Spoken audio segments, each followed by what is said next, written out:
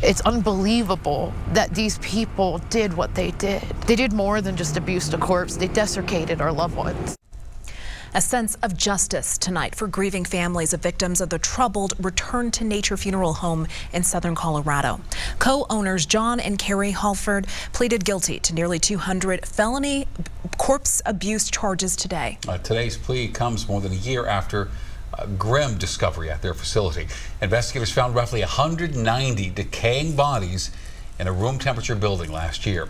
Now, the pair also gave families fake ashes. The DA, Michael J. Allen, says he wanted to see them take responsibility.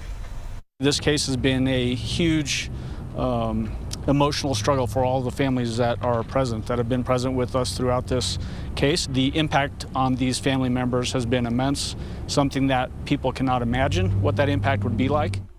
Sentencing is April 18th. Now, Carrie Halford had her bond revoked and was taken into custody today. John Halford is now scheduled to be taken back into federal custody. And going in depth here, Colorado lawmakers increased penalties for cases like these back in 2020, changing abuse of a corpse to a Class 6 felony. The state lawmakers say it was the only criminal justice bill the governor signed during the pandemic. And digging deeper here, the Halfords case prompted Colorado lawmakers to strengthen what had been among the most lax funeral home regulations in the country. So before this year, Colorado didn't require routine inspections of funeral homes or for their operators to be licensed. Two new laws passed in May that changed that. Joining us now is State Representative Matt Soper, who worked on some of the state regulations that would strengthen regulations on funeral homes. Matt, thank you so much for joining us. No, absolutely.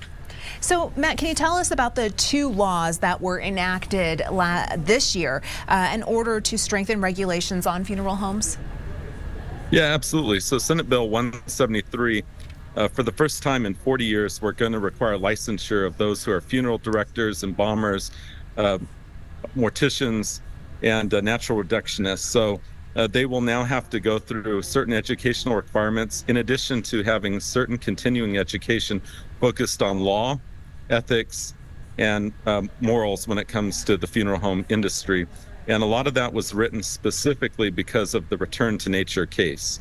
The other companion bill was one that we started in the House, and that concerned the continual regulation of the funeral home business entity. We further expanded the ability of the state to come in and inspect a funeral home when a complaint has been made, to be able to ensure that the body in the casket matches the death certificate. I understand that last bill you mentioned was going to allow inspectors to go into those funeral homes as well. The state was looking at hiring 2 inspectors. Is that going to be enough to really look at and inspect the 300 funeral homes in Colorado?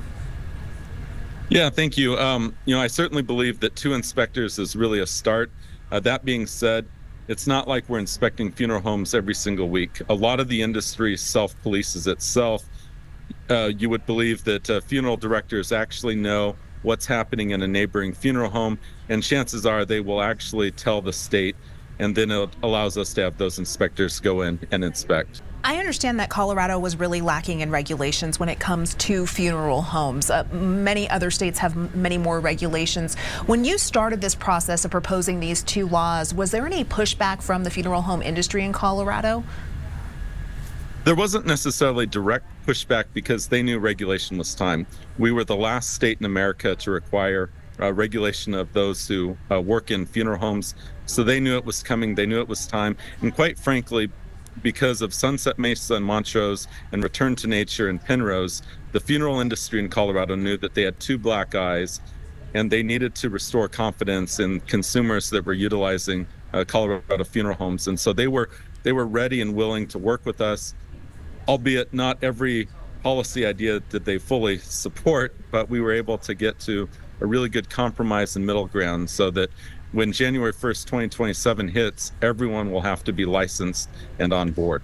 Well, it sounds like that is a great start to solving this really big issue in Colorado.